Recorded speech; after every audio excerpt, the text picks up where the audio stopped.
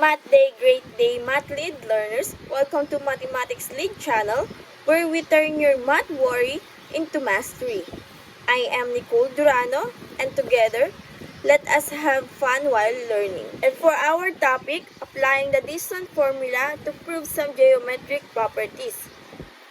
And for our learning objectives, at the end of the lesson, the student should be able to graph geometric figures on the coordinate plane.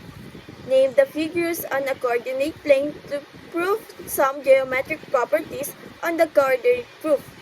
And solve problems involving distance formula. For engaging activity, I provide 3 questions. And if you want to answer, you may pause this video. Let's proceed to the first question. Find the distance between 0, 2, and 4 and 4. Round to the nearest hundred if necessary. Yes, that's correct. 4.47 units. And for our second question, find the distance between 9 and 2 and 3 and 7. Round to the nearest hundred if necessary. Yes, that's correct. 7.81 units. And for the last question, find the distance between 4 and 0 and 0 and 10. Round to the nearest hundred if necessary. That's good. 10.77 units. Activating knowledge, I have here a flight locator, so you may take a look and observe. So what did you observe in the given picture? Yes, student A. Very good, student A. How use full distance formula in real life? Yes, student C. And for the follow-up question, did you also try to use a Waze or Google Map? Thank you, student C. By using the difference application, they will calculate the coordinates of each town or place. Let's have, for instance, what is the distance between Cristobal S. Conducto Memorial Integrated National High School to Laguna State Polytechnic University? To find the distance of these two places, we need to substitute the coordinate point to the given formula. So the given formula is D equals square root of x sub 2 minus x sub 1 to the power of 2 plus y sub 2 minus y sub 1 to the power of 2. The distance formula has many applications in real life. In particular, it can be used to find the distance between two objects or places. Using the distance formula in proving geometric properties, many geometric properties can be proven by using a coordinate plane, a proof that uses figures on a coordinate plane. To prove geometric properties is called a coordinate proof.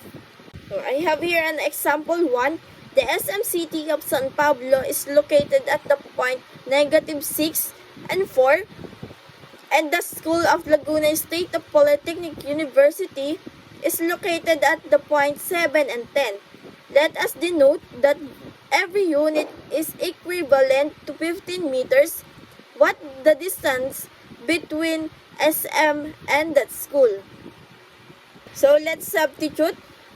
X sub 1 equals -6, y sub 1 equals 4, x sub 2 equals 7, and y sub 2 equals 10. So then substitute this value into the distance formula. D equals to square root of x sub 2 minus x sub 1 to the power of 2 plus y sub 2 minus y sub 1 to the power of 2. D equals square root of 7 minus -6 to the power of 2 plus 10 minus 4 to the power of 2. D equals square root of 13 to the power of 2 plus 6 to the power of 2. D equals square root of 169 plus 36. So D equals 205. D equals square root of 205 units, or D equivalent to 14.32 units. Since 1 unit on the coordinate plane is equivalent to 15 meters, multiply the obtained value of D by 15, get the distance between SM City of San Pablo and Laguna State Polytechnic University. So 14.32 times 15 equals to 214.8. The distance between SM City of San Pablo and Laguna State Polytechnic University is approximately 214.8 meters. Did you understand, class? And for our example 2, I have here a graph full of branches and malls. So I have here a dot na. So you may answer and give it the coordinate points on these pictures. So I give you a time to answer this. Connect this SM Mall to Gaciano Mall and find the distance between the two malls. So let's substitute. X sub 2 equals to negative 5, y sub 1 equals to 4, x sub 2 equals to 5, and y sub 2 equals to 4. Then substitute this value into the distance formula. So, D equals square root of 5 minus negative 5 to the power of 2 plus 4 minus 4 to the power of 2. D equals to square root of 10 to the power of 2 plus square root of 100. And to the next question, connect the 2 points for Gaciano Mall to DPP. What is the distance between them?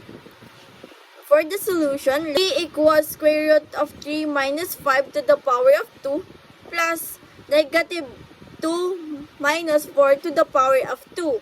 So D equals to square root of negative 2 to the power of 2 plus negative 6 to the power of 2. So D equals to square root of 4 plus 36. So equals to square root of 10. So it is clear, class. The number 3, calculate the distance between DPP 3 and negative 2 and BDO 7, negative 7 and negative 2. 4.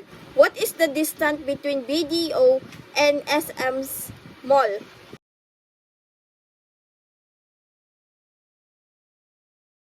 In this picture, what geometric figure is formed? Yes, student G. That's correct, student G. So, parallelogram. How did you know that the form geometric figure is parallelogram? Yes, student D. That's correct. Thank you. So, did you understand, class? Any question or clarification regarding our lesson this day? Developing competencies. So, I have here an activity or assessment regarding to our topic.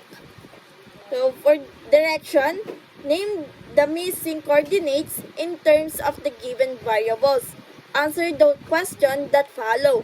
I give you a time to answer this problem. Here's the answer. And for the number 2, so that's correct. For the number 3, that's correct. And here's the answer. And for the last, that's correct. Here's the answer. And for your assignment, direction, show a coordinate proof for each theorem. Number 1, the diagonals of an isosceles trapezoid are congruent. And number 2, If the diagonals of a parallelogram are congruent, then the parallelogram is a rectangle.